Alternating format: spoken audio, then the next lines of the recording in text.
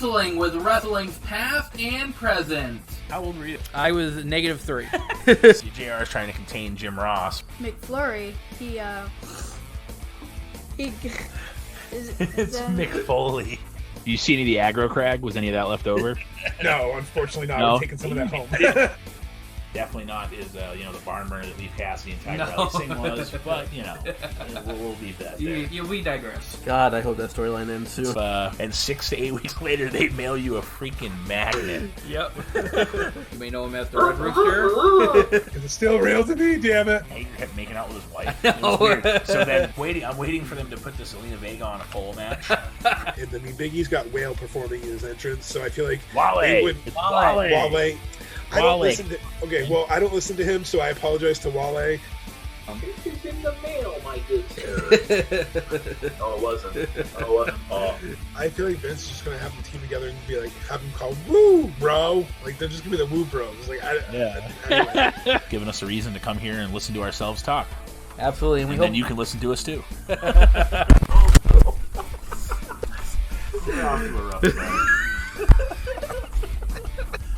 Strap on and balls only on Wrestling Past and Present. This is Gangrel, the Vampire Ward, and you're listening to Wrestling with Wrestling's Past and Present.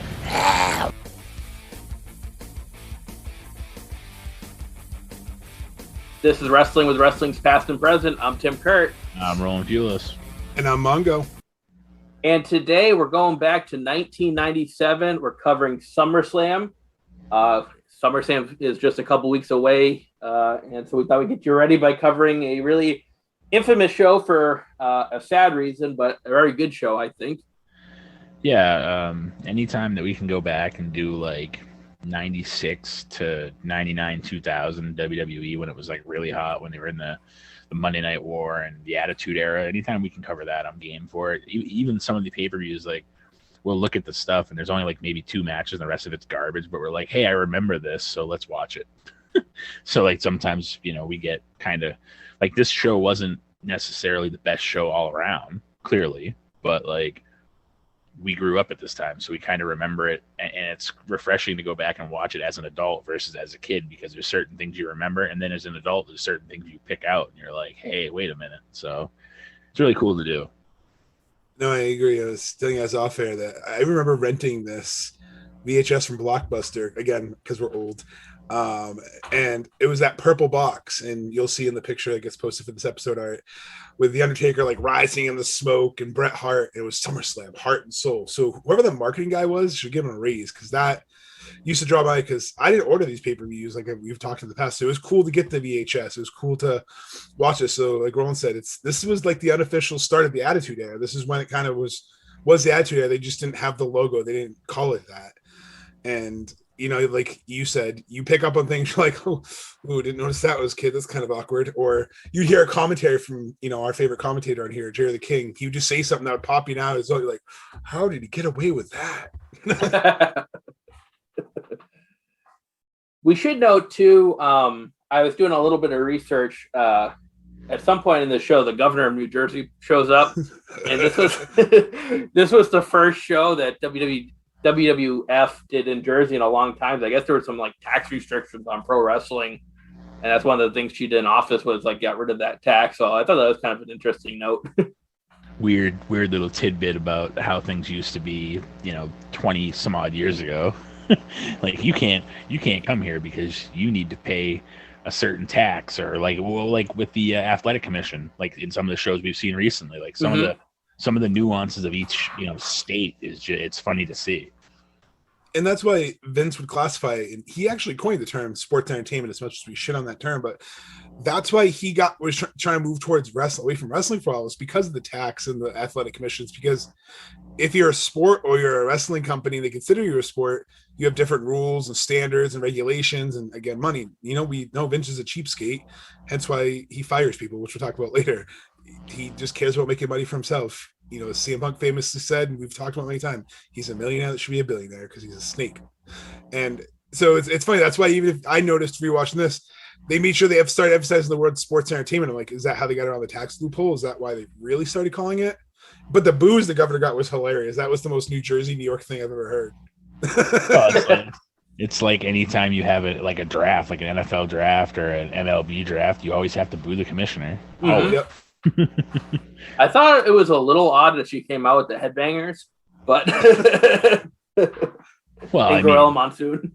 they everybody but Gorilla at least wears skirts or kilts. That's true. They're one of those weird things where, I mean, they weren't kilts per se, but like they weren't. I don't know. They look like someone's like old tablecloth. That, like I'm gonna wrap this around my waist like a sweatshirt, but I'm gonna make it look like a dress. Go Mosh, go Thrasher. Like what the hell? And then like you remember when they used to come out with like the giant like cone friggin' like Yeah, Like the Madonna gimmick. It's like why are they letting them wear these? Like what the hell? Like and what's the point? Like Their boobs were the point. Yeah, but like if you had been wrestling a shorter wrestler, you might have lost an eye. Like what? It was weird. Like it's funny to go like just this era. It's funny to go back and watch some of the stuff. Like I was listening to Bruce. I caught the like first half hour of his Ask Bruce Anything, and they were talking about like some of the shirts, like regrettable shirts they've had. Like they had the Val Venus shirt where it looked like it was semen like written on the shirt, and then like they had the APA one that said always pounding ass. And it's like who decided like well and here's like just recently who decided it was a good idea to promote a Jimmy Uso shirt that says nobody's bitch on it and then sell it. It's like, I mean, I know that it didn't last very long, but like who was like, Vince is like, we can sell that. It's like, that's a horrible idea. Like, no, you shouldn't be selling. You're a PG company and you're selling a shirt that says bitch on it. Like, no, what? I think it's because in the 90s and early 2000s, that was the thing. Make 7. Up yours. Like, that was one of my favorite shirts growing up that I may or may not have gotten a couple in-school suspensions for wearing. But then going back to me, Carlito, I mean, come on. Do you spit or do you swallow a shirt? Like, I can't believe they got away with that. That's some Spencer level shit from WB right there. Well, that's like, it's also the home of where I got suspended a lot. But it seems like every now and again they like revert back to it, and like you see like a product and you're like, whoa, they shouldn't have that out there. And then, but like even like it's less and less, but it makes you wonder like who's approving these? Like who has the last say of like, yep, let's promote that shirt? Like does Vince know? Like honestly, does Vince know until like the day he sees it on TV? He's like is that what happened with Jimmy Uso's shirt? He saw it on TV and he's like, we can't do that. We need to stop. We need to pull that off. Yeah. And so, yeah, you want to. It's funny if you look up the new Ghostbusters Ghost going in a trap toy. It doesn't look like a Ghostbuster in a trap. It looks like a seat with a certain phallic device that's used at certain stores. So I'm like, oh, that looks super appropriate. Or I've seen a Buzz Lightyear cup where he was crossed arms and the straw was coming right below his belly button. I'm like, oh, that's a good place to put a straw. So sometimes these marketing companies, I'm not trying to go off on a rail here. It's just like, W must hire these people. They're like, whoever made that product is funny. Bring them in. Let's see what kind of shirts we can get out of them. But like it's amazing. Like I said, just some of the stuff that they let people wear. Like besides the shirt, but like it brings you back to it like a time, and we're going to get into some of the stuff that like you couldn't do today. No. There's like back then it was, I'm not going to say it was acceptable, but like people kind of like overlooked it a little bit more than they do now. Like more now everybody has a stick up their ass, and like one time no matter what it is, like a certain thing doesn't go the way they like, you have somebody on Twitter or somebody on Facebook posting about it, and then it just gains steam. And the thing about Max Caster, the saying about Simone Biles and all that stuff, like I'm not saying he should have said it, but like had he said it in 97, it wouldn't have anywhere near the steam it has now because of social media. So like it's harder to get away with things now. So like every now and again when the WWE does something, it makes you think like way back in 97, it's like they did stuff way worse and like nobody noticed because there was no social media. And so it made things a little more acceptable because it wasn't spread around like wildfire. So that's just the way that it is. No, exactly. If the Attitude Era was around during social media, it would have been canceled because it only takes that small group of a couple hundred people that get offended or get upset and, cancel culture or whatever you want to call it. And then it spread, like you said, it spreads like wildfire. There's no way, even some of the segments tonight, there's no way they can get away with, or some of the remarks they say, or even what Sonny's wearing. I mean, there'd be people in like the Midwest or the South, like sending in letters to the, events, and he just rip them up. Now, if they go on social media and they blast, like, I can't believe Sonny's wearing that. And they'll post pictures and people get angry. It's like anything. If you're having a bad day, everyone around you is going to have a bad day. But on social media, if you're pissed off, enough times people get pissed off with you. It becomes that toxic clusterfuckery. You know, ironically though, Sunny was wearing a lot more in '97 than she is now. True. And speaking of that, did you see that she's looking to get back into the adult industry with fans now? Yeah. She's like 50 or like pushing 50. Like why like what is the allure of that now? Her name. Like, That's it.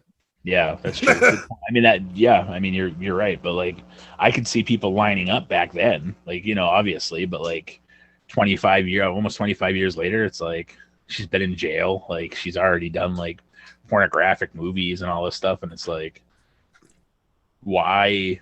Like what's the allure with, like, it's just, she's like, I want fans to have sex with me on tape. It's like, what? Like, why is that a thing? It's sad. She needs help. There's obviously she needs some help. I feel bad. It's like, you always know, so this kind of path, it's like something's not right. Like there's some sort of, and you know, not to deviate, but it's just, if you read her book, you definitely see some demons. Like I read her book a little while ago, and you definitely see that she's had some really shady things happen to her, and it must have just messed with her psyche. Because I agree, Roland. It's sad, you know, how the mighty have fallen. You know, Sunny used to be like, if you were a teenage boy, that was like the diva that you were focused on. That was the diva that you had the poster hanging up to. It's sad. Like, it's like seeing, you know, the Disney Channel curse when you see like Shia LaBeouf's blacklisted in Hollywood because all his shady things he does. Like, it's sad to see child stars or see icons from your youth essentially go down these paths because you're like, oh, I grew up watching them. This is sad. Well, I mean, look at the Britney Spears thing that's been going on for what feels like forever, and I know that has nothing to do with her, but it's the same thing. Like, you see like the people that have questionable mental health situations to the point where like even her family is in control of her estate, you know, and like it turns into, then you have infighting in your family and all is like, so, you know, you wonder how much of the reason I brought up family is you wonder how much of the Chris Candido situation like spiraled Sunny to this. Like, you just wonder, you know, him passing suddenly and the way that went, and their relationship kind of on again, off again. Like, I know they were together, but then she supposedly was with Sean for a while. You just wonder like how much of closure and that situation she actually got before he passed that may have caused the spiral that she's still currently in. Yeah. Well, let's jump right into Summerslam. She's 48, by the way. Sorry, didn't want to cut you off, Tim. Okay. I made sure I looked at it. I didn't want to like feel like a dick if I like, at least I overshot it by a little. Like, I wasn't like, she's like 60, right? Like, so no, she's pushing 50. So I was correct on that. I didn't want there to be a situation where someone's like, well, actually she was born in 1944 and she's 74 years. Like, I didn't want anybody like like, I don't want Mongo to get banned from anything for like trying, you know, trolls and just, I don't want any of that to happen. So namaste. Thank you. Speaking of trolls, thanks, Jonathan, catching my typo on social media earlier. Yes, obviously it was me. But you know, typos. It wasn't just one. There was like 3 or 4 or 5 of the paragraph, but it doesn't matter. It's we're humans, whatever. But it was just because, you know, not to jump ahead or anything, I was just heated from what I was reading. And, you know, when you're trying to type quick on a phone and good old autocorrect's like, this is the word you totally were thinking of. And then you don't realize it until someone points the comments, Mongo typed this. Yeah, I certainly did, Steve. I certainly did. Well, so here's the thing. Like, don't you pretty much live on a computer, like, for work? Yes, a computer, not a cell phone. I know, but like, you would think you'd be better at like typing and, you know, just you know, you don't see Tim lives on a computer and you don't see him making all kinds of typos. I'm just throwing it out there. I don't. Like, I you can expect typos out of me. I'm just a stupid machinist. So like, but like, you know, it is what it is. But yeah, that's why I commented. Like I said, I was like, oh, it wasn't me. I'm like, I wasn't going to throw it. It wasn't me. But I mean, if you want to see what we're talking about, make sure you're following at WWPAP Podcast on all of our socials. That's right. Keep plugged there. We put a lot of cool memes. We put all kind of like anything we think that we chuckle at, we share with you guys. So like, they might be the dumbest things in the world, but like if there's times where it makes me go, and I'm like, yeah, I got to share that. Like, there's just certain, you know, that's usually how, you know, I mean, we obviously put news and stuff like that, like the passing of Bobby Eaton and stuff like that. Like, you know, we put serious things too, but like, 9 times out of 10, it's going to be a funny post. It's supposed to make you guys laugh. Absolutely. All right, let's get right into the show. There's 7 total matches on the card. This is SummerSlam 97. We kick off with Mankind and Hunter Hearst Helmsley with China in a steel cage match. Mankind's going to get the win in about 16 and a half minutes. I thought this was a really good way to open up the show. I think looking on the card, it's just the perfect match to start the show off with. And I thought it was an excellent match. I mean, they've always put on good matches, Triple H and Mankind, and this was one of the early ones. I thought it was a good match. You had the shenanigans with China getting involved. There was a gnarly superplex off the top of the cage, and Triple H had a chance to win, but he goes back to beat up Mankind, and then Mankind wins by escaping the cage. Interesting to note, you couldn't win by pinfall or submission here. It was escape only. It's something that's changed. And I like watching the old blue steel cage. I'm kind of a mark for that. I love those. Although this one looked really short to me. I don't know why. I don't know if it looked short to you, but it didn't look tall at all. But I thought it was an excellent match, and I really thought it was a good way to start the show.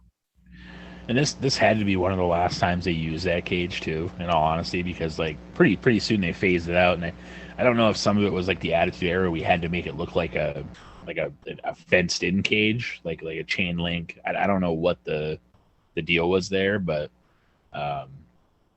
anytime I think of the cage, you think of like Bundy and Hogan. Like you think of the big blue cage, and low key, I don't think anybody that's wrestled Mick Foley, I don't think they've ever had bad chemistry. Like it seems like whether it was the Undertaker, whether it was Triple H, it seems like anybody that had a program with Mick Foley, they at least had one banger of a match out of that program. There was never like, well, that match was just kind of.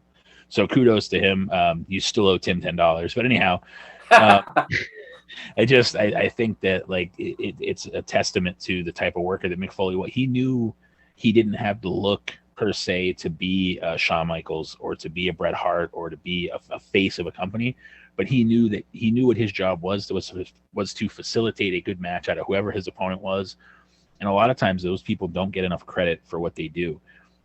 I think a lot of people crap on Triple H as well, whether he married Stephanie and what, like, people just have this perception. But to be honest, Triple H is one of the better ring generals of the past 20, 30 years at making a match good by doing certain things, by controlling the match, by having, and like I said, it's a hot take, and some people go, oh, Triple H, he married Stephanie.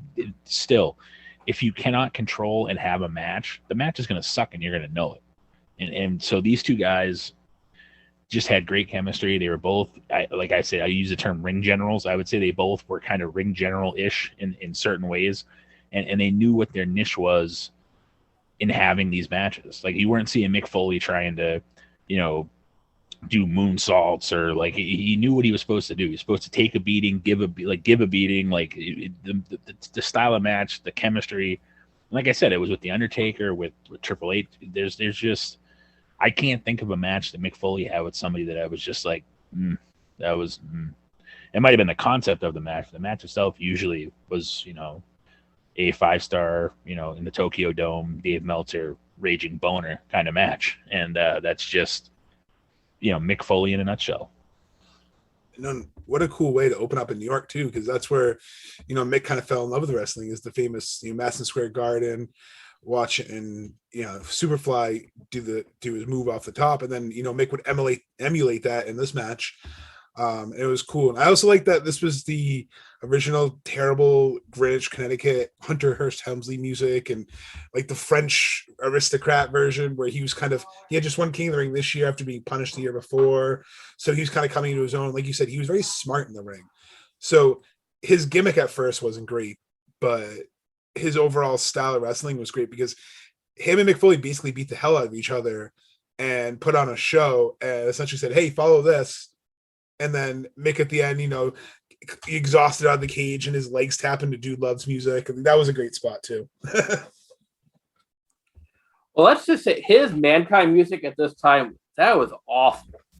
Yes. Like that's got to be some of the, and I think he even mentions that on some of his comedy shows and stuff.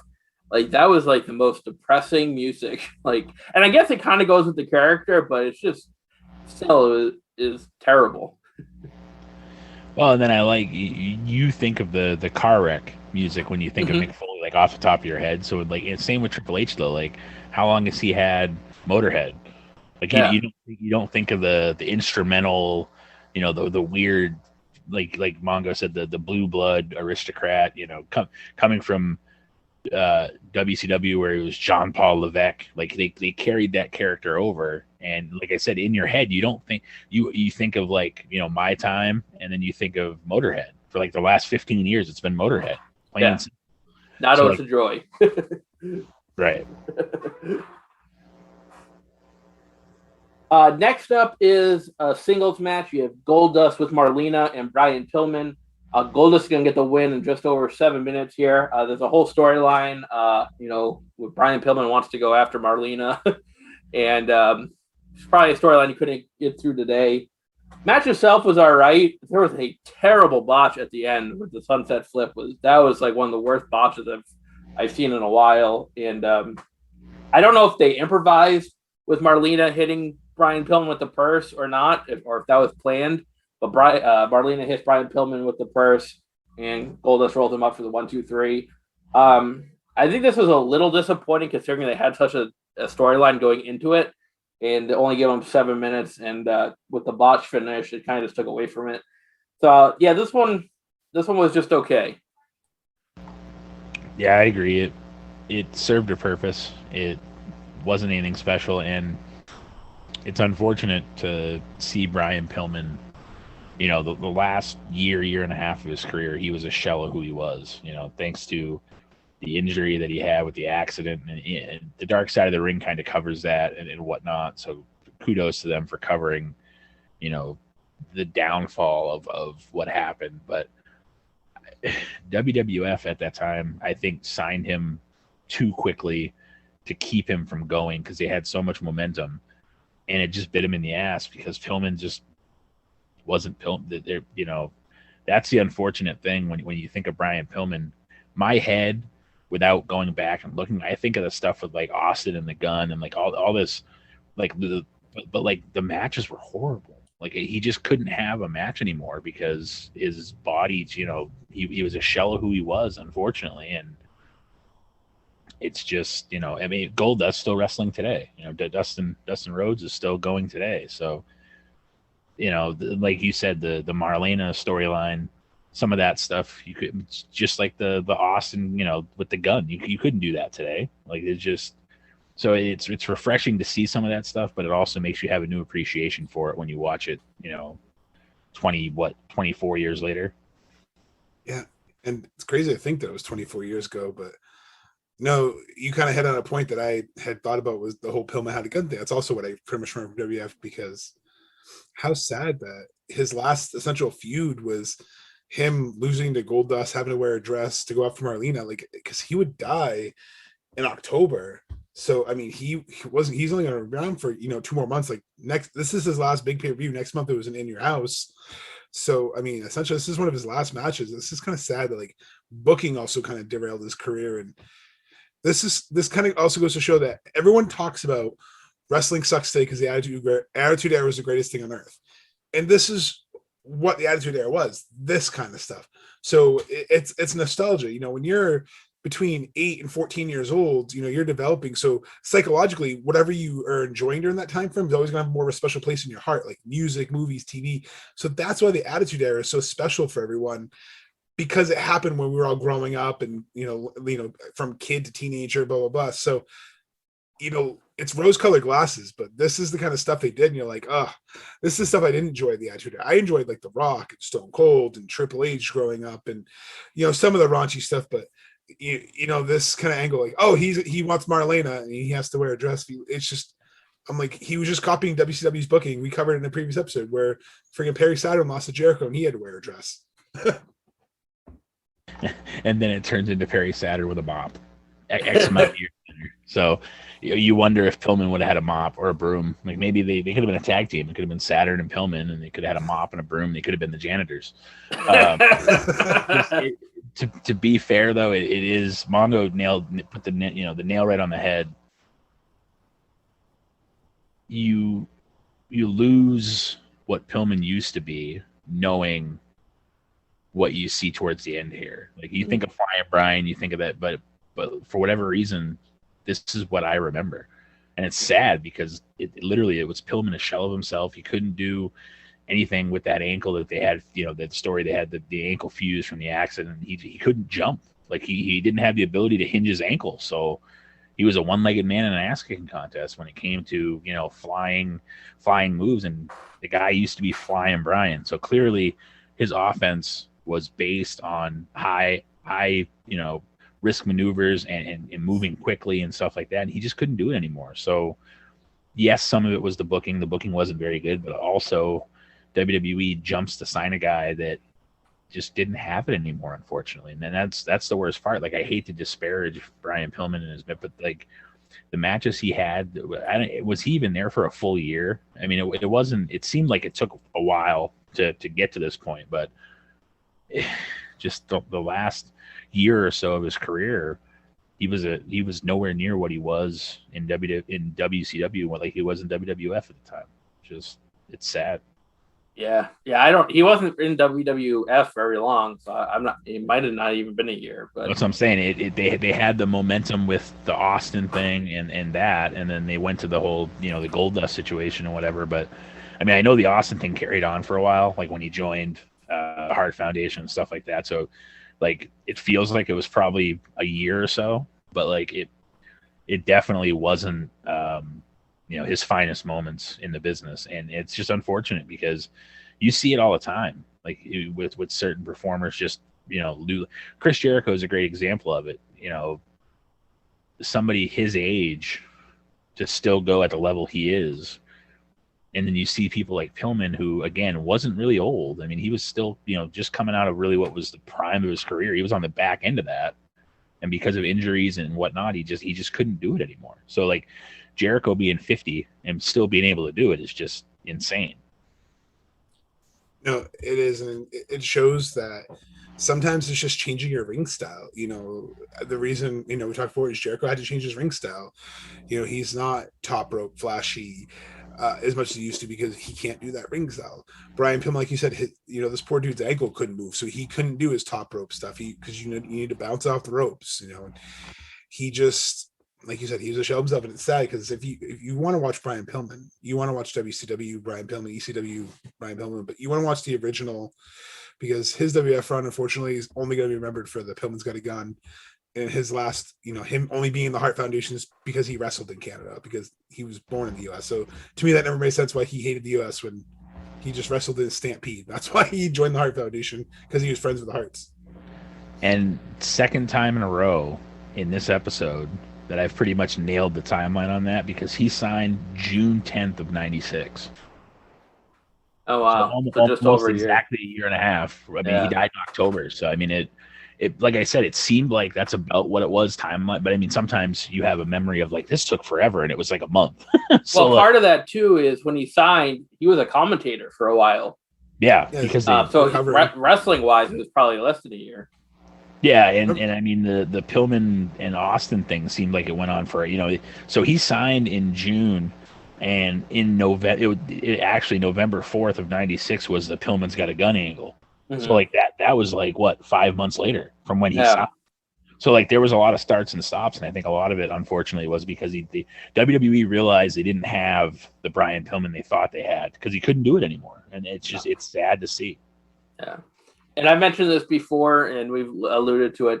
Go watch the Dark Side of the Ring episodes on Brian Pillman. It's it's a good look into his career and what led to his demise, unfortunately. There's a thing with his wife and how Vince made her go on after he passed away, and just like stuff like that. So it's definitely worth a watch.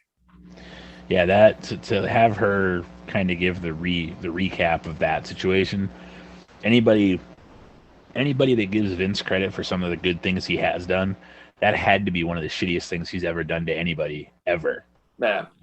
Because they put her on TV, and then he kind of sabotaged her with the questions. Mm-hmm. It's like, why are you asking? Like, it's just he exploited the death of this poor woman's husband on national TV is what he did. Plain and simple. There's no other way to describe it. And just thinking about it now, gets my blood going. Just because it's such a douchebag move to just get views, and that's exactly what it was. It's like finding a dead body on YouTube and put it's to get views. That's exactly what he did, and it just makes me. I don't even, the words don't even describe the. Listening to her go over the recap what happened then makes you really realize that Vince is, for more or less, a scumbag. He's a friggin' scumbag. It's just what he is. And you hear these good stories from time to time, and it's like, how can that guy be the other guy? Like, it's just, it's almost like he doesn't know where his Mr. McMahon character ends and his Vince McMahon character, his person begins. Mm-hmm. What's worse, his commentating or his personality? Because I'll tell you, his commentating is atrocious to this pay-per-view. But yeah, he's just a garbage human. I don't care. I know he'll never listen to this. I know anyone important around him will never listen to this, but if he does, I don't care. He's a garbage human. And the only reason why you hear about the good things is because he wants you to hear about those good things. He wants that PR, but he doesn't like when bad things get out. Like, you can't sneeze or cough around Vince because he freaks out. I don't know how he survived the pandemic. Because all reports are that it's a sign of weakness if you sneeze around him. Oh, I'm sorry. I had a reaction in my body. Like the chemical reaction in the brain that made you a friggin' psychopath.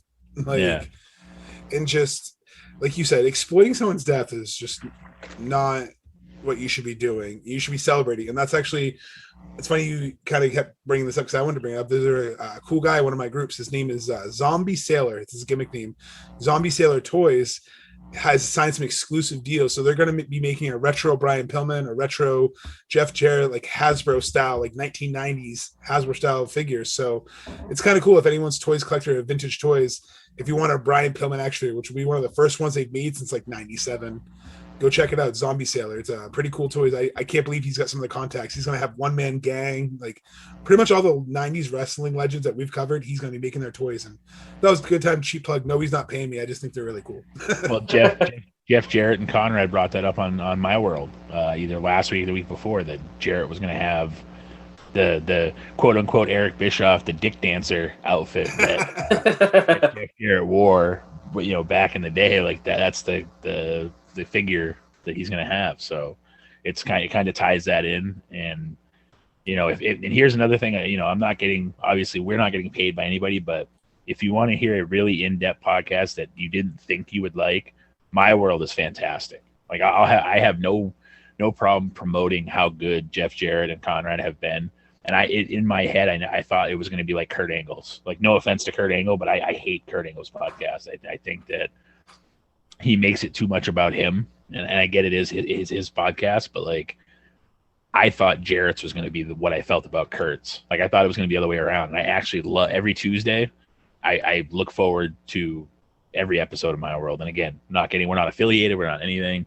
I know sometimes we crap on something, the Wrestle Run and remixes and whatever. And dude, if you're bored and you've already listened to our show and you're looking for something and you have a couple hours to kill, listen to My World, seriously, because some of the stuff that they get really granular on that show, and it's so far been really good.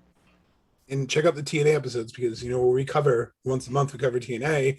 It's good insight to some of the stuff we talked about too, because TNA just wasn't well known. And this, SummerSlam 97, this was a mega event. They were in the Meadowlands, they were in New Jersey, like Tim said at the top of the show, first time they were back in 8 years. And this is the 10th anniversary of SummerSlam, which I really thought they'd promote more, that it was the 10th one, but they really didn't even really allude to that.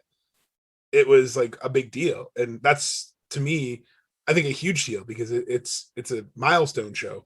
Like WrestleMania had Roman numerals. They always said it's the 25th Survivor Series, but they didn't say anything about this being the 10th anniversary, which I thought was weird.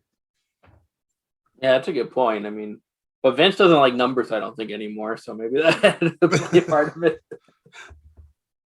Speaking of numbers, though, the next segment, one of the highlights of the entire show, I think, they're giving away $1 million. They have these two contestants that won some sort of contest there, and then they're going to call two people to try to win $1 million, and you have to pick a key, and if the key opens the coffin of $1 million, then they win. We have some audio queued up, and listen to the audio and see if it reminds you of anything more recent that took place. Actually, have it this time.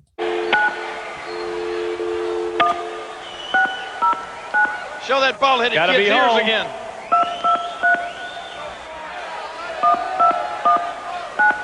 He's picking up some cable with those ears. Let's see. A chance to win $1 million. Nobody's home. What? Look at Pettingill. Is your phone ringing right now? Pick it up because we're calling you. Nobody home. Nobody home. Oh. Whoa! All right. Now is your phone ringing? The number you have reached 434. It's been disconnected. Hello, is Michael home? Just a moment. He's coming. He's coming? Yeah, oh yeah, he's coming. We got him. Let me see who we're calling here. Hello? Michael. Yes. This is Todd, Sonny, Sable. Michael. We're calling. Are you watching SummerSlam right now? Oh, no, sir, I'm not. Oh, well, guess what? What's that? So cringy. So cringy. So there's so much. At least he was honest. He could have been like, "Oh yeah." He's like, "Nope, I didn't pay for that shit." Oh, the whole time I'm watching this, I'm having flashbacks to McMahon's Millions, but Vince couldn't dial up a phone, and you get Rick rolled, and I'm just thinking it's the same thing all over again. I like how Vince is like, "There's nobody home." And they didn't even wait for the phone call to like complete. Like they're just saying nobody home after like 2 rings. Well, and here's the thing: like they call this dude. How did they get the disconnect thing, and then somehow they picked up? Like how did it go? I think it was 2 different calls. Yeah, I know, but like it's just it's comical that like they didn't test this phone number beforehand. Like somebody wasn't like, "Hey, before we go out there on pay-per-view, let's call this number and at least give them like even if it's like somebody answers and you hang up, like just make sure the damn thing works." They go on friggin' national pay-per-view TV and they're like, live. "We're sorry, you're calling up." It's like, what? Like, how? And the whole number was repeated, and it still to this day on the Peacock haven't edited it out. The Peacock, yes, because it sucks the Peacock. But yeah, well, it's you could. I literally was going to write down the number. I almost wanted to be like, should we call this number? Dude, we should have called it live on this show. Oh, bitch, we missed out on a chance to call and really piss somebody off. I just thought it was funny too, because like you said, they didn't test it, but I'm like, it was just so cringy. And then, fun fact, one of my little Mongo fun facts is Tim likes my deep dives. Todd Pettingill had just gotten the job for his friend Michael Cole. This was Michael Cole's first appearance. Guess who was fired the next night? Todd Pettingill. And Michael Cole is still there today, which is crazy. But his son might not be there. Yeah, baby. That situation. I mean, I know we're going to talk. Towards the end of the show, Tim didn't tease it, but we're going to get into some present day news. I'm sure that'll come up. But yeah, no, it's crazy to think that Michael Cole's been around the company for 24 years. Yeah. That's crazy. Yeah, it's crazy. But yeah, that segment's hilarious. If you have like, I don't know, 10 minutes or however long it was, go back and watch that. That was pretty entertaining. I do like how the guy was honest. He's like, "Nope, not watching." Yeah, I know. It was like, what a letdown. Yeah, I think it was like you said, Tim, I say. So I tried to trim. It was more cringy than that because you had Sable and Sonny, and they're like shaking the paper. He's like, "Stop moving it!" And another favorite part is like he's got his face. He's pretty much motorboating Sonny, and he's like, "I'm the best job in the world. Hey, New Jersey, look at me!" Like he's just selling it. Like it. And meanwhile, there's a 12-year-old kid like right next to him. That the kid with the ears. Yeah, which is getting ripped apart by Jerry the King Lawler. Poor kid. He could pick up, what do you say, radio signals or whatever with his ears. Like oh man. Like, I just think that's essentially, we were 11 at this time, so that was us. Like, I wouldn't have known I was getting picked on. Imagine watching that back like in your 30s. Like this poor kid's like, "Ooh, I should watch SummerSlam '97 again." He's like, "What the hell, why. Jerry?" He's like, "That's why I went to prison." Oh. He's like, it all started with Jerry the King Lawler making fun of my ears. And he just has like a mental breakdown and like, yeah, no, but yeah, the stuff that you can do. Like, I mean, you don't see that on TV now or on pay-per-view now, like, other than the McMahon Million thing. Like, what a weird segment to have on a pay-per-view, let alone like live TV. Like, so Vince is like, well, you know, back in '97 it worked out so great, let's do it again on live TV on Raw on Mondays, and I'll give away money. Like, you know, and the money was in a coffin too. What was the point of the coffin? Well, so maybe they could ship it to him in the coffin, and then it's a 2-for-1. You then have a coffin that you can use 60 years later or whatever. I still don't have my magnet. It was all $100 or $1 bills too. It's like $1 million for once. Vince, what he did for a full year was just empty out his pocket change into this coffin, and they're like, "That's probably about $1 million." Turns out it was like $374 all in one. They're like, "Look at all this money. It's McMahon's ones." Hundreds. Oh, back to this show, though. Our next match is a tag team match. You have the Legion of Doom, obviously Animal and Hawk. They're going to win over the Godwins in about 9 minutes and 15 seconds here. Speaking of things you couldn't get away with today, I texted you guys this in the group chat while I was watching it. The Godwins come out with the Confederate flag. That's a no-no. Can't do that today. You know, I thought the match was, you know, it was pretty good. You know, they win with a double team pile driver off the top rope. Reminded me of FTR doing that same move, although I think FTR was a little bit better than LOD did. But the whole time I'm watching this match, I kept thinking, like, I can't believe we just lost. Like, Animal and Hawk are both gone. Like, it's hard. Like, obviously we knew about Hawk, but it's just hard for me to wrap my head around that Animal's gone too. You know, it's just sad. But, you know, I thought the match was you know, entertaining. Wasn't probably the best match ever, but it was decent. I think a lot of that too is like Hawk was gone for so long that you just don't think of Animal being gone too. Like, it happened so recently that there was such a gap in there. I wonder if this is a situation where, you know, neither one of the Godwins wanted to take the Doomsday device. Because I know there was some teams that just said no. Like, I'm not going to have you put me on your shoulders and throw me over the back and me not know how I'm going to land. There was teams that flat out refused to take that move because of how unsafe Hawk was when he hit you.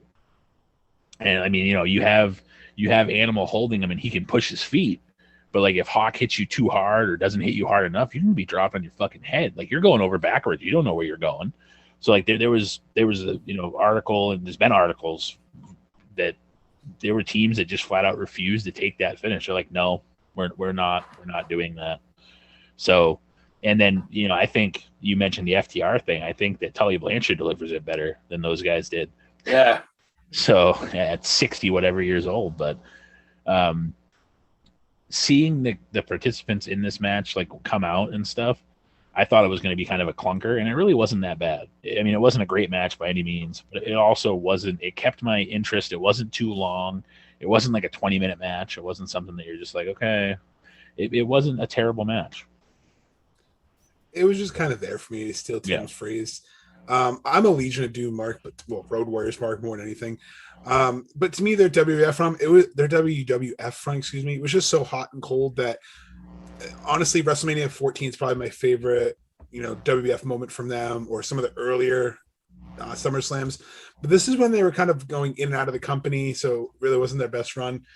But like you said, I was disappointed too because their finish is one of my favorite finishes in wrestling. And fun fact, you guys remember the story about Vince McMahon supposedly taking that in a strip club?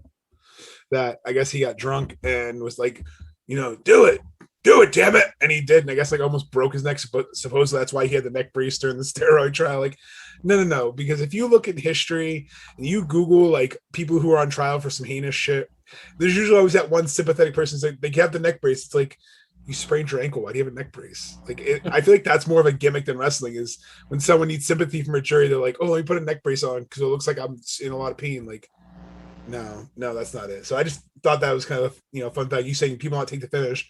Drunk Vince takes it to strip clubs supposedly.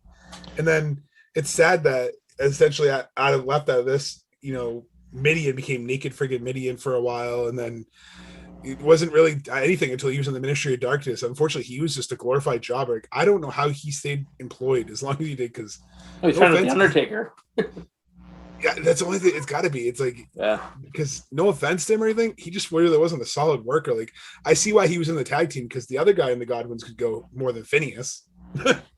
Henry, excuse me, I couldn't think of his name. Mark Canterbury. He could go. So, like Tim said, he hit the nail on the head. If you were friends with the Undertaker, you pretty much had a job until the WWE couldn't find anything to do with you 15 times over. Like, think about the reincarnations of the Godfather. Think about the reincarnations of Midian, going from Phineas to just whatever they did, which is good for them and whatnot. But like, it just shows you the kind of pull that the Undertaker had, because the Undertaker could say, hey, like, let's find him something, or like, hey, like, and it was almost like Vince didn't want to piss off the Undertaker too, because he knew what he had.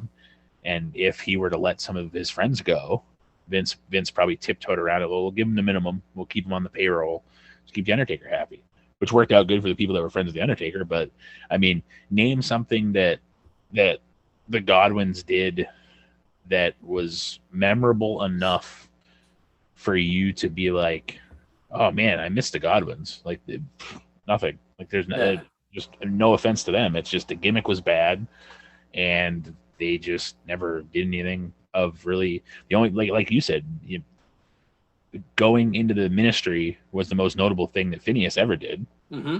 And what did Mark Canterbury do after that? Nothing. Just that. I mean, besides their Oshkosh friggin' overalls, which I mean, they were basically just Haystacks Calhoun. Like, that's just or Hillbilly Jim. Like, I mean, they had Hillbilly Jim with them at the beginning, because they were like playing off. They were almost playing off Paul White being Andre's son. They were almost playing off that these were like relatives of Hillbilly Jim. Mm-hmm.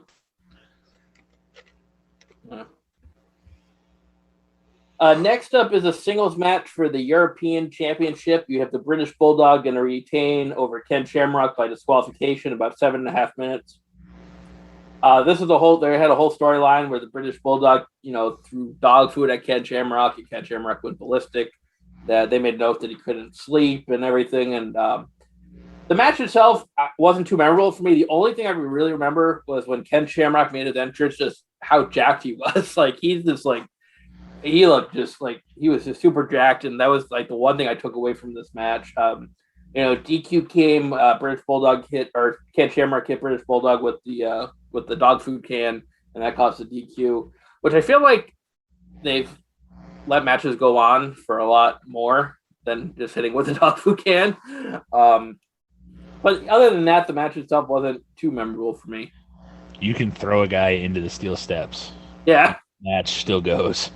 But yet, going back to Hell in a Cell, if you hit somebody with the top part of the table, it's a disqualification. But yet, the very next pay-per-view, you can put their leg between the post and the stairs and kick it 3 times, and that's okay. So yeah, I mean, that storyline's been going on for forever. This past Wednesday on AEW, there was a botch where Bryce Remsburg was looking at Moxley choking out one of his opponents in the corner, and he had to like quickly turn away. Like when it was either Darby or Eddie was in the ring. One of the two was in the ring, and Moxley's like over there choking him and whatever. And like Remsburg looks right at him. He's like, "Oh shit!" Like I should. Like it's comical, and knowing the business the way that we do, because we are again smarks. It makes it comical to go back and look at some of the like Tim said, you hit with the dog food can. Match is over. Like, done. It's like, wait, what? So we always joke that Vince loves cock, but I'm changing it to mine now. Vince loves dog food, damn it. Like, Vince how loves many Alpha. angles, right? How much did he get paid? Like, between Baron Corbin in Roman Reigns' feud when they had the dog food going into Saudi Arabia, to this, to I'm pretty sure someone's eaten it on SmackDown before. Like, he made Trish bark like a dog. I was just thinking that. It just shows that things don't age well. And it's like, but Vince goes to the well because if it makes him chuckle, he'll do it. So I can only imagine, his name's British Bulldog. He's going to hit someone with dog food. It's funny, damn it. Dogs eat dog food. Like, yeah, and you're the dumbass. Like, and I just feel like 5 years before this, British Bulldog and Bret Hart put on a clinic, and he wins in front of his hometown in United Kingdom to getting disqualified by hitting Ken Shamrock with a fucking dog food container. Like, that just shows. You want to talk about start and stops of like LOD? Think of the starts and stops of the British Bulldog. He's another one of those guys that like his career just like it just seemed like it was buffering. Like he'd get going and it would just be like, woo, and then it would like start over. Like you're like, you ever been watching a video and like it gets to a point and it buffers and then it starts over again? That was like the British Bulldog's career. It would like get to that point, buffer, and then start over again. They'd repackage him, they'd cut his hair, and then he'd come. And then they put jeans on him. Yeah, well, I mean, don't forget, they pretty much tried to have Jim Neidhart shave his goatee in a stipulation.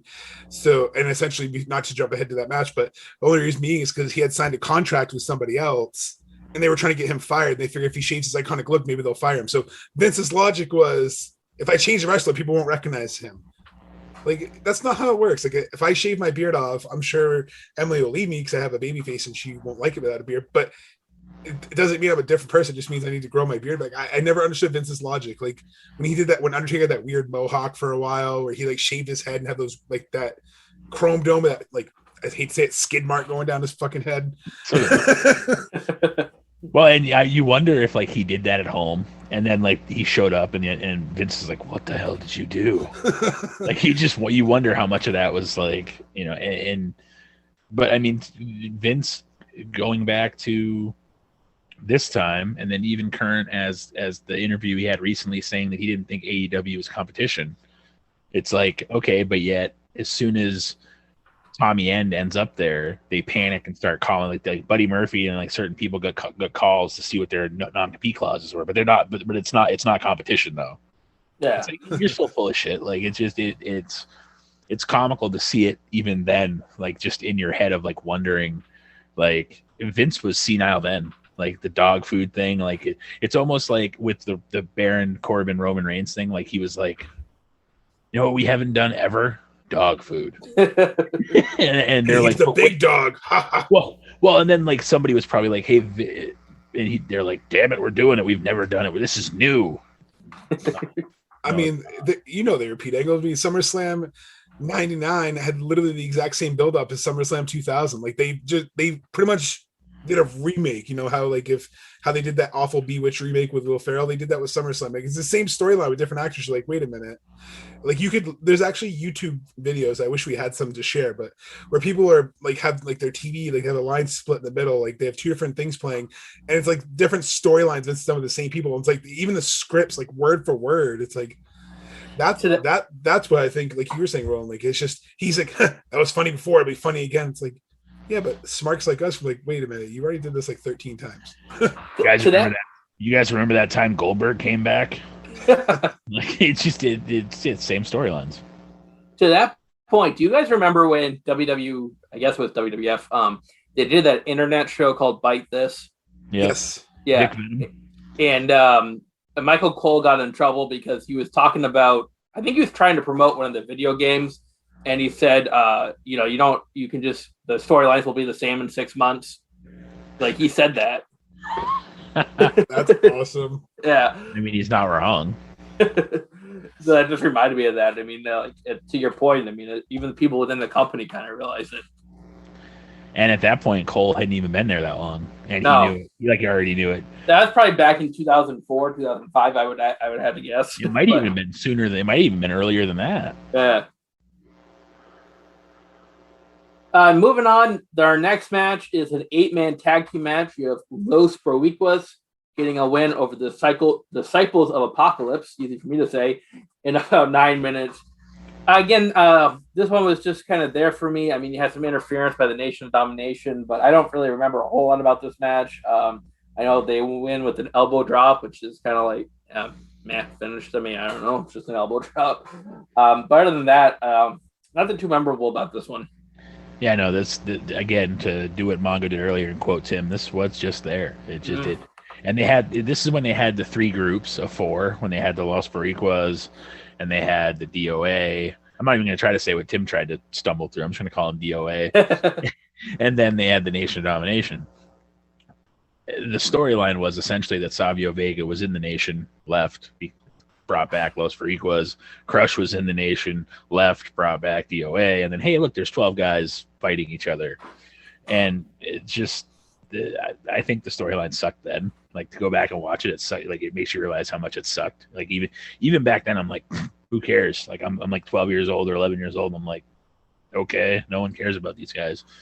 No offense to the Harris brothers, no offense to Brian Adams, no offense to Savio, no offense to Ron Simmons. There were some good characters there, but just the story, no one cared. Like, no, it seemed like once a month you had to have somebody from the Bariquas fight Nation Domination or fight DOA or DOA. Like, it went on for way too long, and no one cared. Yeah, and I didn't really care about this match. I mean, I like Savio Vega. I just didn't think he was that interesting of a performer to me. I'm not gonna say he's not talented, because he absolutely is. Just, you know, even when he had his little feud with Stone Cold, Stone Cold was like the ringmaster, but still, when he had his feud with Stone Cold, it was meh. And it's just, like you said, there was just a bunch of infighting with no reason or caring to. So, like, if I was at the arena, this would have been the time time to go take a dump or something like that. Like, this match was just not important. Well, it was like, I've had to crap for a half hour. Thank God this match is on. Oh, we broke him. Yeah. Wonderful. Wait, that's you. That's me. Hey, let's tread lightly. Let's not do that. We can't even talk about that time anymore. No. That's my time. So let's just let's just steer clear. I'm not even gonna say what it was. Let's just steer clear of that time. Let's have a good show with all three of us. No one And steer away no one from that gets match that we just talked issues. about. Yeah. Nice segue, Mongo. That's right. I learned from Tim that he's the best. So next up is, the match that everybody kind of remembers about this pay-per-view. It's for the Intercontinental Championship. It's Stone Cold Steve Austin and Owen Hart here. Match goes 16 minutes.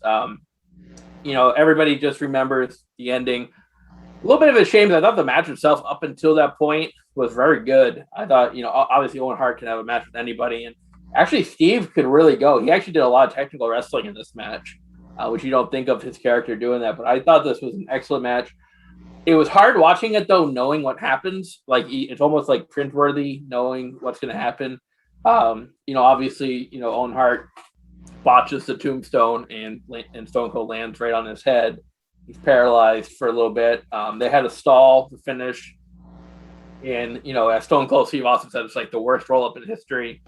It's the 1, 2, 3, and becomes your champion.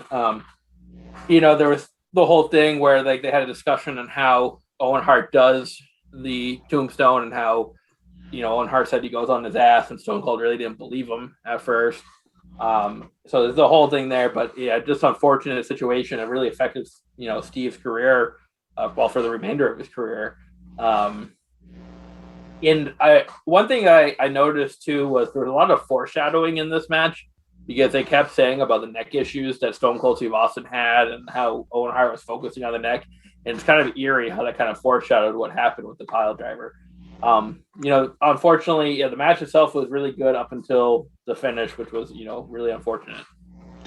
And knowing what happens in the match makes you look for the situation. Like, oh, there, no, that's not it. It's like, nope, not quite yet. And there's the three things I take away from this match are: should the WWE at the time, should they have called the match? As soon as they realized something was up, they should have realistically just said X, done, because Owen had to stall for what felt like, I feel like he's still stalling now. Like, if he was still alive, he'd still be stalling. Like, it felt like, the guy was paralyzed, so Owen had to kind of prance around and stall. So it made the finish look really bad on that aspect. And even Stone Cold said the same thing, like Tim said, it was the worst roll up he's ever seen. But it makes you wonder why they didn't just call it. They had to have known something serious was up. Now is that, Earl Hebner would be the person to actually ask, because maybe Austin's telling him, because Austin did say hey, give me a minute, let me see where I'm at. And so that was number one. Number two, like Tim said also, they had this conversation backstage before the match, And Austin's like, oh no, you're gonna go on your knees, right? And Owen's like, no, I go on my ass. He's like, you mean your knees? He's like, no, my ass. Like that's how. So he convinced him he knew what he was doing. And then the third thing that I don't think a lot of people talk about is that Owen and Steve never got the closure after that. Steve was very upset and very hurt that Owen never even reached out to him. But Owen would talk to Jim Ross and see how Steve was doing. And Owen, for some reason, felt so bad about the situation that he just didn't want to even talk to Steve. So it's too bad because Owen would go on to pass away years later. And I don't think they ever like reconciled. I feel like that's one of the things that a lot of people don't realize is that Owen Hart, passed away a couple years later, and him and Steve never buried the hatchet and Steve wasn't mad at Owen. Like he was more like hurt that Owen didn't reach out and see how he was doing, because accidents happen. But yeah, knowing what happened in this match, it was hard not to like wait for that spot. Mm-hmm. No, I agree. And, to add some context, because obviously I don't want to just regurgitate what you said, because that was very well said by both of you. Reading Stone Cold's book, The Stone Cold Truth, which is, I'm a Stone Cold mark, but if you haven't read it, you need to. It's probably one of the low-key best biographies that are out there that doesn't get talked about. He does mention this incident because, I've always wanted to know, and like Roland said, he was under the impression that Owen was going on his knees. But Owen, who had, previous SummerSlam fight, Bret Hart with his finish, did it on his butt. So it was just miscommunication, and I guess not understanding, because if you look, Stone Cold is lower than you normally would be for a sit down. Usually you're kind of head, like your nose is almost in their belly button. But he was, towards, waist area, which is where you go for like the Undertaker style on the knees. So it's just, unfortunately, he got his whole head compressed. And this is the reasons why when people say wrestling's fake, it bothers me, is it's still plywood under that little thin canvas and like a little bit of foam. And back then they didn't really have as much shock absorption as though it was more solid. So he basically, if he wasn't an athlete, he said he would have been probably killed, because his delta, what saved his life, is it didn't compress his spine all the way. And like you said, he told Earl, like, hey, you need to give me a minute. Don't let that mother effer touch me. And then he actually talks about in the book, the reason why they didn't call the match, he didn't want to have to kiss Owen's ass, because he felt like even if he lost, he was going to have to go through that stipulation. So that's essentially, he's like, it was more of a selfish reason. And then to go with the whole roll up, he said, I couldn't feel my arm. So that's why he calls it the worst roll up. So he does kind of go over in his book, and his ex-wife also mentions that they didn't really mend the fences. But like Roland said, he wasn't mad at Owen. He was just very hurt that, someone he considered a friend couldn't even reach out and say, hey, how you feeling? So he was just more hurt and upset. He still says his biggest regret is not going to his funeral because he was upset.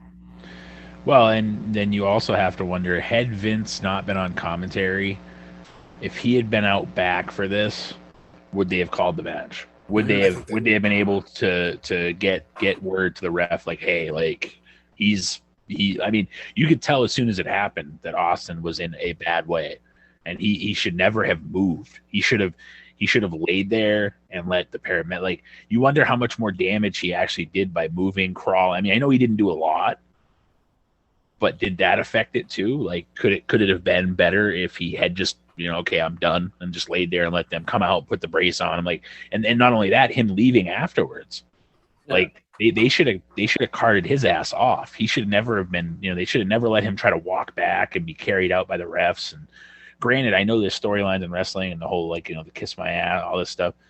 That match should have just been thrown out and said, hey, like, he's hurt. Here, just get Owen disqualified quickly, or something stupid. Yeah. Have like Owen come in and like hit the ref or something because he's frustrated, because he's frustrated about something. Well, no, have when Earl's checking on Austin, have Owen try to keep him away, and then have Owen, sock the ref. Oh, match is over. Like, boom, done. It's over. Yeah. And like I said, you wonder how much different it would have been had Vince been in the gorilla position and not on commentary. And it's just, it's a shame. I agree with both of you. It should have been ended, and unfortunately, it shortened his career. That's why, he would go out and come back at Survivor Series, which he shouldn't have. And, really the only memorable thing from this feud is essentially he would come back at, Survivor Series, win back his title, and then come into our hometown and throw that Intercontinental title off the bridge right here in Portsmouth, New Hampshire.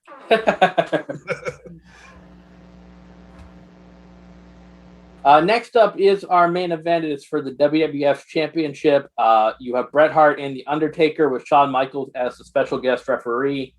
Bret Hart's going to win in about 28 minutes. I kind of had mixed emotions about this one. I thought the match itself was excellent. I thought it was a really good wrestling match.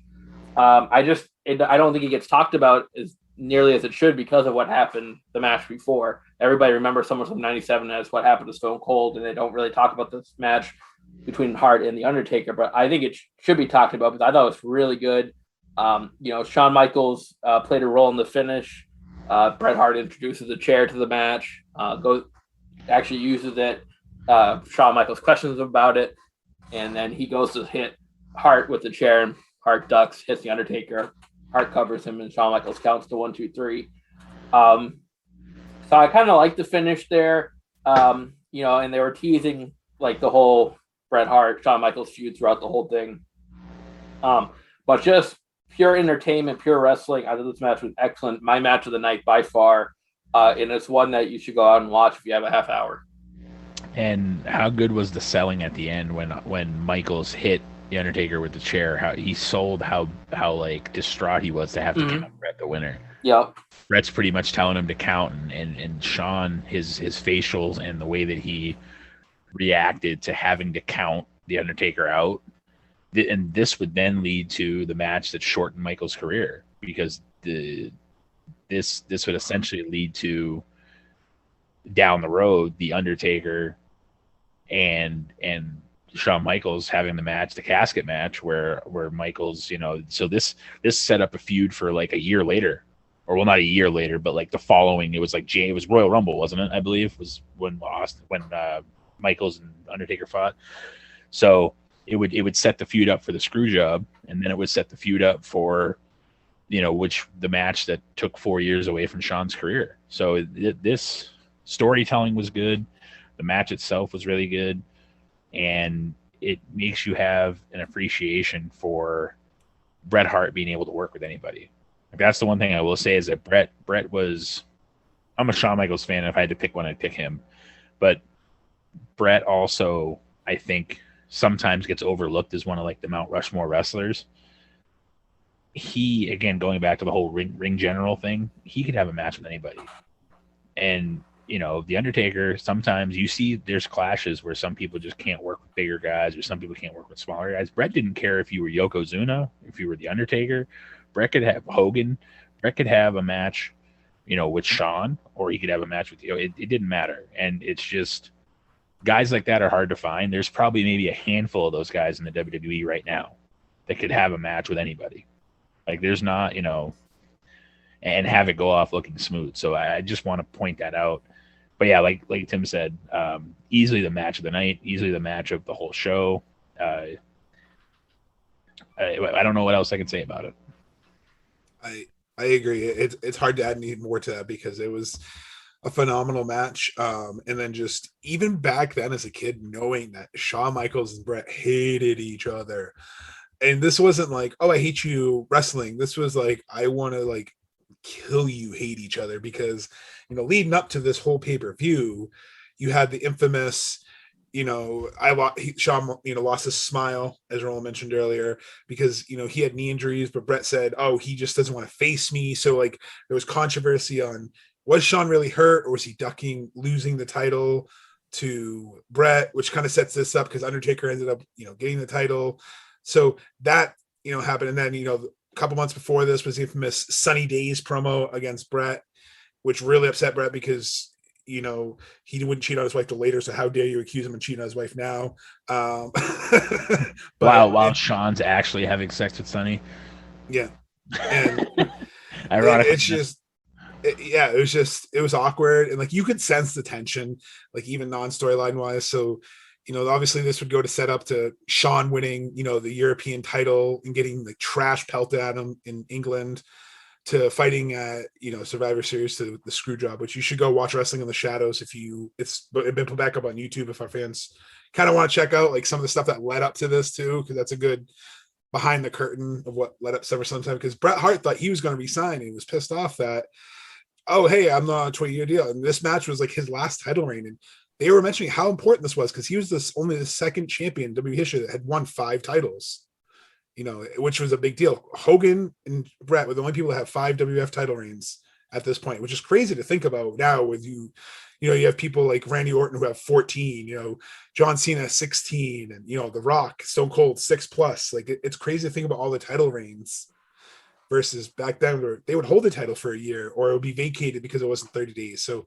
title reigns meant more something. So it was special. And then it just kind of stinks that like their real life rival, they couldn't squash their beef. Like for some reason, Bret didn't like Sean didn't like Bret because of the different, circumstances. And I think Bret was just destined to leave just because it was the attitude era. And he didn't like that wrestling was turning into smut. He wanted wrestling of 89 to 96. He wanted it's wrestling, there's less gaga. He didn't like the circus aspect of it. I mean, he trained with Stu Hart in that dungeon where he got destroyed basically. I don't know if you guys have ever seen footage of that dungeon, but he was brutal. Mm-hmm. He'd be choking out his own kid like, it's right, when his eyes bulge out, he'll wake up. Like, oh Jesus. Yeah, no, you wouldn't want to be in that. Like you hear like when they do they showed like the door and you hear the screams coming behind it. It's like things nightmares are made of. You're like, it's like no, I'm good. I'll skip that house. Like if you're going trick-or-treating, you're like, we'll go around that one. Like I don't want to be anywhere near that house. And Owen and Bret kind of mentioned that in their I can't remember what it was, whether it was actually Bret or if it was one of the sisters or one of the wives, but somebody actually mentioned that. They're like, yeah, that like people were like, oh, that's the crazy hard house. Like stay away from there. Like you don't want to go there. Yeah.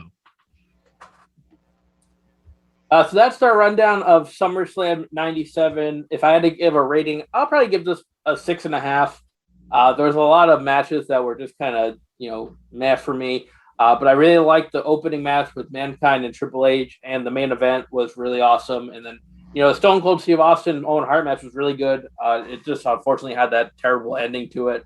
But then it got a lot of filler in the middle there. So I'll probably give it a 6.5. I'm going to give it a Sean Waltman in WCW. All right. 6. 6. Took me a second there for a second. I'm wearing his shirt, by the way. Oh, see, look at the perfect segue. I was like, wait, is he saying like 6? It took me a second there. It's too early in the morning to do that to me. But I think that's fair. I think I'd give it about a 6 too, just because main event really saved, because obviously the Stone Cold moment was cringy, knowing what happened, not to reiterate. The match itself was solid, like Tim said, and the opening match, because I'm a big Mankind mark. So Mankind, Triple H, and Bret Hart, Undertaker are probably the 2 best matches you'll watch. The rest was filler, but you got to watch at least the Todd Pettengill, because this is pure 90s wrestling. I mean, they're at the Meadowlands, which I love Jerry Lawler's joke too, which I forgot to mention earlier, where he's like, and the Jets suck. 24 years later, it's still true. The Jets suck. Sorry for all you people in New York who like them, but it's true. Like, come on. Well, and then like Tim pointed out, the Austin Owen match might have been the best match on the card up until, you don't know how that match would have finished. It could have ended up being the best match. So you had 3 really solid matches on the show. And like Tim pointed out, it stole the thunder for the main event, but it's the same thing that happened when they had the Hell in the Cell match with The Undertaker and Mick Foley. Like nobody remembers the last match. Mm-hmm. Like it's just, you have stuff like that happen. And it's unfortunate because you could have had 3, not that the Owen Austin match up until that point wasn't a great match. You could have had 3 like really, really phenomenal matches if that botch hadn't happened. So we're going to transition into some current day news. News kind of broke after we recorded last week's episode, so we didn't get a chance to cover it. Bray Wyatt getting released. I think we were all kind of shocked by that one. It just makes no sense to me whatsoever. I mean, you have one of the hottest characters in the business, and he's still hot, even though he's gone through some terrible booking decisions, a la Goldberg, and he's still hot. I just don't get it. Rumors are Vince wants to sell, so he's trying to get rid of the bigger contracts, but you got to be a smart business person, too, realize what you have. Well, and that's a similar situation to the Aleister Black situation. Like, he was training. Aleister Black had pretty much just come back to TV, and they let him go. And then rumors had it that Bray Wyatt was coming back at SummerSlam, and they let him go. So it's just it's weird. I remember actually mentioning it to Amber last night when we were watching SmackDown. Zelina Vega came back, and if you haven't listened to Talk is Jericho with Tommy End, Malachi Black, Aleister Black, whatever you want to call him, he mentioned how distraught Zelina Vega was when they got the call that they were letting him go, because one of the reasons she came back was because she wanted to wrestle, and she was going to be on SmackDown with Aleister Black. Well, he's gone now. And then they did the same thing with Bray, where just like out of nowhere, and that was the thing. The Aleister Black thing. Those are the two most recent ones. The Aleister Black one and the Bray one, literally, and Braun actually. Came out of nowhere. It's like, what are you doing releasing these people? And then to speak of that, you have Mongo and Tim and I were all talking before we recorded. You have someone just recently as Bronson Reed, who was one of their champions in NXT a couple months ago. He's gone now. But it's like, what are you guys doing? And then just last night, do you know what my typo happened? Thanks again, John, Steve. But this is who was released just last night from NXT. Bobby Fish, so Undisputed Era is done. Bronson Reed, who's just in, like you said, the NXT North American title picture, not even 2 months ago. Jake Atlas, who just had a match with Mercedes Martinez, who also got released. Ari Sterling, Kona Reeves, Leon Ruffs, Stephen Smith, Tyler Russ, Zechariah Smith, Asher Hale, and Giant Zinzier. So you have all these people you just signed to NXT. So you just purged NXT again. And then in all, it's insane. I looked it up. Since 2020, since April 2020, 103 talents have been released. 103. And I'm not going to read them all off, but just to show you guys, I wrote them all down. Look at all those names. Yeah. Like when you see, isn't that insane? You have two full paragraphs of just names. Like it's insane and not only, it's not like it's all enhancement talent. Like we were you got Bray, you got Braun, Leon Ruff, wasn't he just in the title picture too recently? Yep. Mm-hmm. Like you have these names, and again, I guess the NXT guys are a little bit more like underneath. I get to use the term. I know that's a horrible term, but it's just weird. Like you have these, and then you have all the stuff that happened with Mark Carrano sending people stuff in their trash bags. Like the last year and 15 months or 18 months, 17 months, whatever it is, since April of 2020 has been a mass exodus of WWE just shit canning people. And it's crazy. And you gotta wonder too, the rumors are, but they wants to sell, but you gotta wonder, is the pandemic really affecting them, because they didn't have any paying audiences for over a year, but they have enough money, and you got to realize what you have. Mongo's on mute. He was on earlier. They had record profits in 2020 and they're projected no proof I was on mute. There's no proof I was on mute. Don't even go back to the timestamp, like an hour and 4 there is. But no, and Emily too. I forgot to mention, she has a notebook. She has 3 pages because she's keeping track of when they're released and where they're going. So it's funny, all these people, they're going to AEW. They really haven't signed that many. Out of 103, they probably signed 20.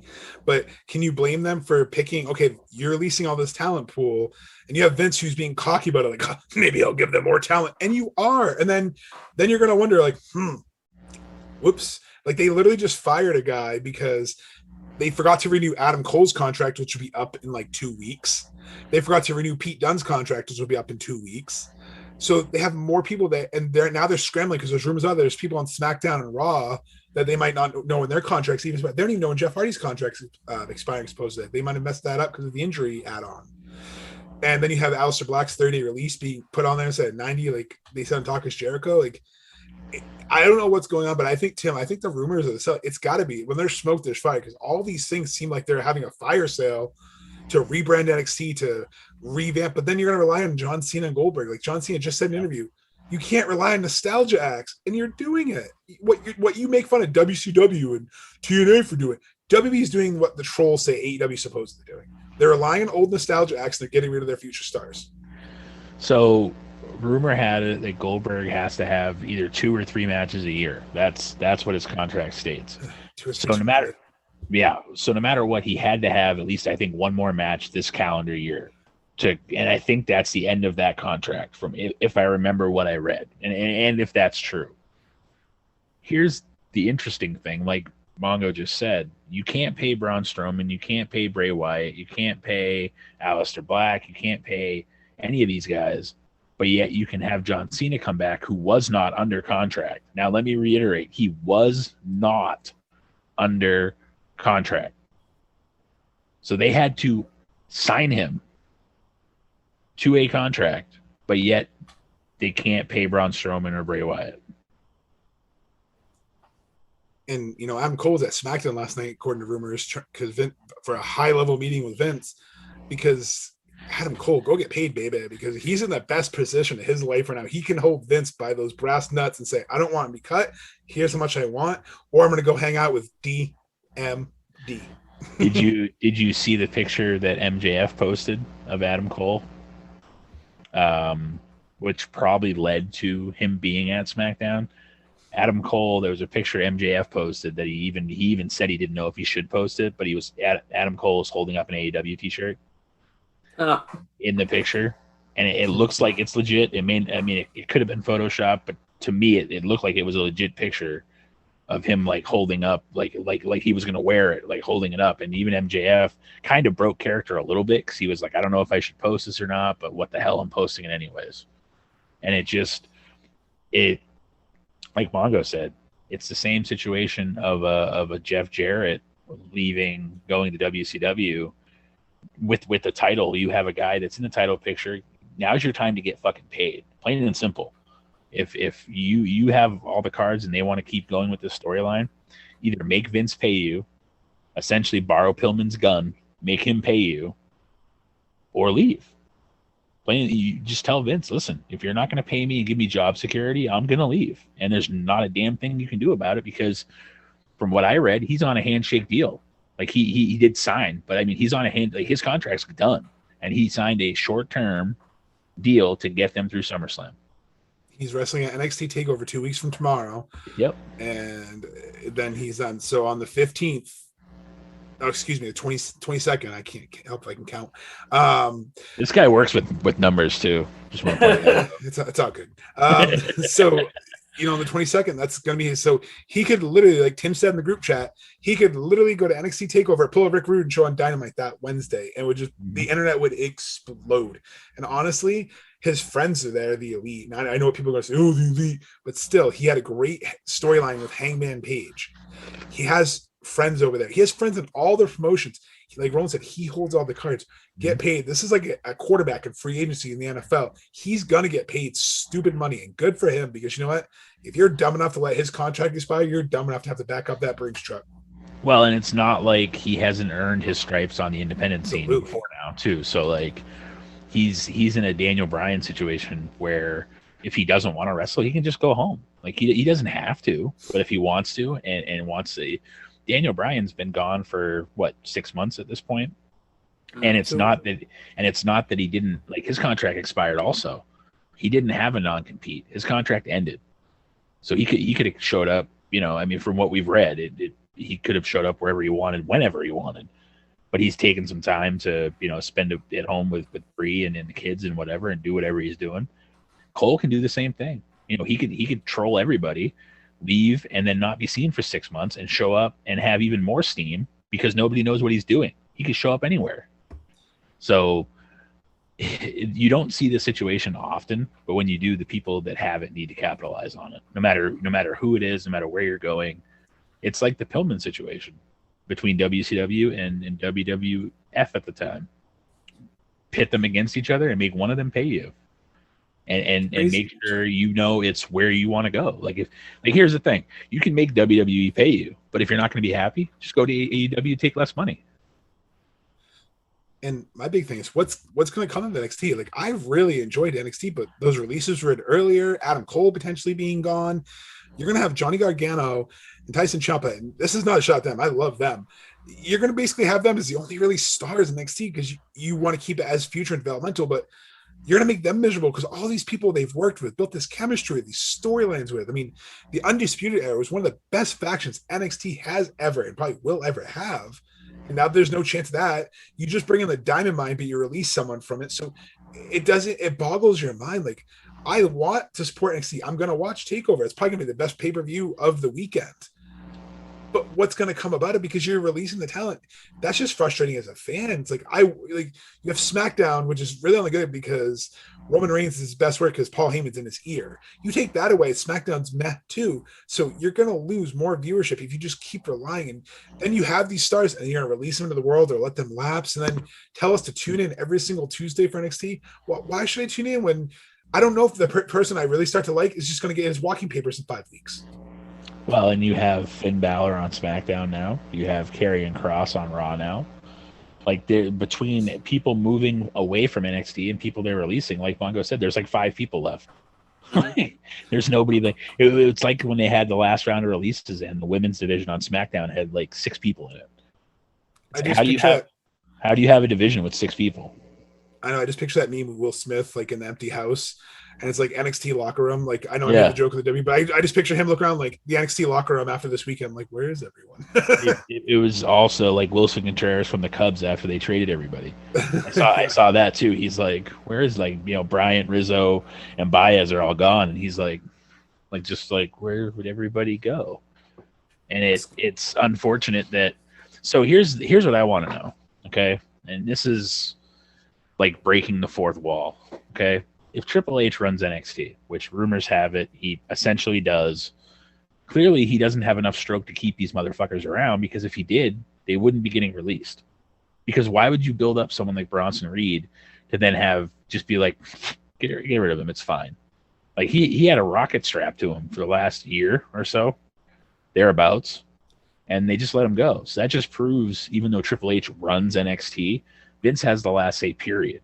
And if Vince wants to cut people, he's going to cut people. Whether and even the Talk is Jericho with Tommy End, even John Laurinaitis supposedly didn't understand why he was getting cut. Like in the phone call with Aleister Black at the time, he couldn't figure. He's like, "Oh, kid, I don't know. It doesn't make any sense to me." Well, clearly, it doesn't make any sense to anybody, because why would you cut Bray Wyatt?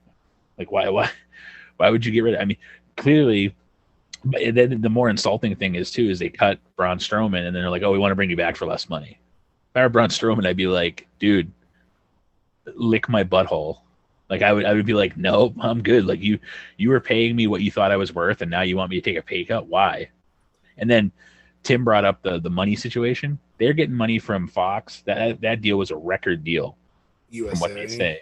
So like just the Fox deal alone, and then USA. So and it's not like you're a mom and pop grocery store, like you have money to pay these people. And that, my last point, so we can wrap up. My understanding is it's just that they want to rebrand XT, but to me, this reminds me, if you're a sports fan, if you saw your team having this kind of fire sale, you'd be freaking concerned, because you're like, oh, I guess we're rebuilding. Because that's what it reminds me of. The GM basically just cleaning house, like Roland's holding up his Washington National shirt, even to the point of the Celtics in the NBA for a while back in 2007 when they had a fire sale and brought people in. You just don't do it. But they're not even bringing in like talent to replace. It's not like they're going to Ring of Honor. It's not like they're going to these places and bringing in new talent to help supplement like some established veterans with some up and comers. They're just literally saying, yeah, all you guys are gone. We got John Cena now. But John Cena doesn't want to keep wrestling forever. And it just doesn't make any sense. And you wonder if it's like, is he just trying to like make his WB product looks financially attractive, like from a number standpoint? Because that's what it seems like to me. Is he's, like Roland said, cutting all these big money contracts. Like, look, here's the product. Here's how much money we made, and here's what your payroll is. Look how low your payroll is, because payroll is the biggest expense in any operation. So if you trim it and reduce it like any job, you're going to look attractive to buyers. So all the trolls who say I'm an idiot on a couple of pages that we've posted on about, well, they're not selling, sure looks like it, because if any company was laying off the staff reduction like they are and getting all these big deals, it's a clear indicator in the financial world that they're ready to sell. So I have an MBA, so you can eat my butt too. Everybody's getting their butthole licked here on wrestling. I do want to say though, the silver lining, I guess, to all these releases, at least they have a company that they can go to that's mainstream now, that people know. I mean, they haven't had that in 20 something years, since WCW folded. So at least they have places, a chance to go to another company that they're going to get their exposure. I mean, so at least that is a kind of a silver lining. I mean, yeah, it sucks that they got, but it might be for the best considering the way WWE is going. Well, and that's the other thing too. Like you said, if you got released in like 2010, you either had to go to Impact, which at that point was starting to go downhill, and I honestly can't believe they're still around today. Like I'm shocked at some of the stuff they had happen between like 2012 to now that like the company's still afloat. You either had to go to TNA or you had to go to New Japan. Those were your options. I mean, you could have went to Ring of Honor, but you're not going to make anywhere near the money you're going to make. So like if you wanted to keep making good money, you either had to go to Japan, which is like, Gallows and Anderson and so, some of those AJ, some of those people went there to make the money and do what they could, or you had to find a new job. Like those were your options. So like, that's a great point, Tim. Having AEW being a true alternative now with 2 TV shows, kind of recreating the WCW feel, except run way better, clearly. At least they have an alternative, and a lot of people crap on AEW, like Mongo said earlier about signing it. Oh, it's WWE light. They're signing all these guys. They're signing the people that they think are beneficial to their product, and if they didn't, they wouldn't sign them. Has there been some questionable signings? Yeah, like the Mark Henry, the Big Show signings. Those are kind of a little bit questionable because, like, no offense, but they can't be making buku bucks. There's no way they're making a ton of money. Like they're making probably good money, but it's not like they're signing Mark Henry for $2 million. So like, and they're being support roles. They're being coaches, trainers, agents, right. whatever you want to call them. Right, but I mean, I know that like there have been some questionable ones where people are like, really, like does that really? But like, think of it. You have Miro, who finally is getting the push that he deserved that he never got in WWE, essentially, and didn't really get in AEW when he first got there. So it's good to see that. But I mean, realistically, and then you have Aleister Black, Malachi Black showing up.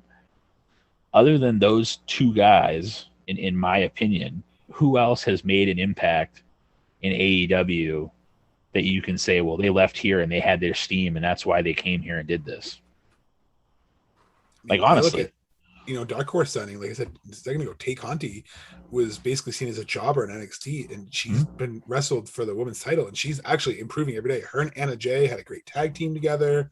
So they pick who they know. Tino Sabatelli, he's still learning, but he's had some good runs, some good matches. He had a good match against Darby Allin. So there's really good wrestlers that they've cherry picked, and whatever. That's the whole point. Like, Cody Rhodes said on the podcast, and I'll end with this, that their product is wrestling and their source is wrestlers. So they're going to pick who they want. And you know what?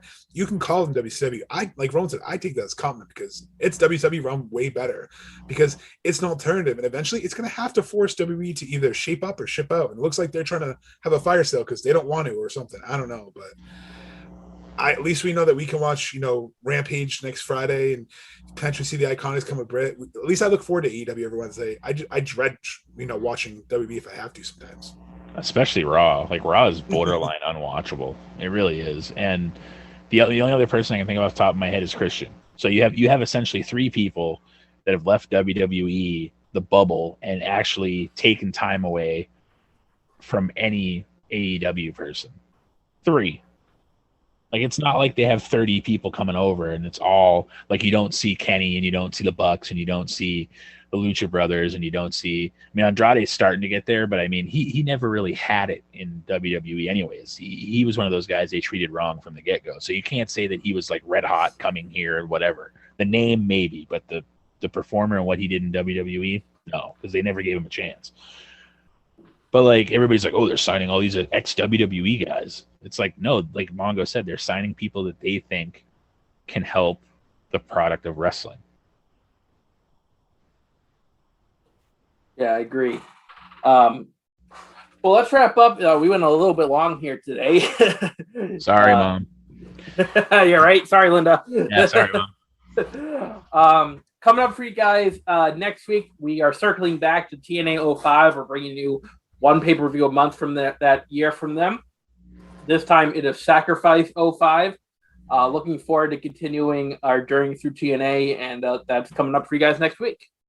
I will say that I'll toot my horn here. That was a great idea. Like I think doing this once a month and having it line up breaks up the monotony of all the other stuff that we cover. And I think that the fans enjoy it. And I think going forward next year, we'll probably cherry pick another year that lines up and do this. It doesn't even have to be like, we're not going to go 05, 06. We can go, if 2010 lines up or 2011, we can jump around.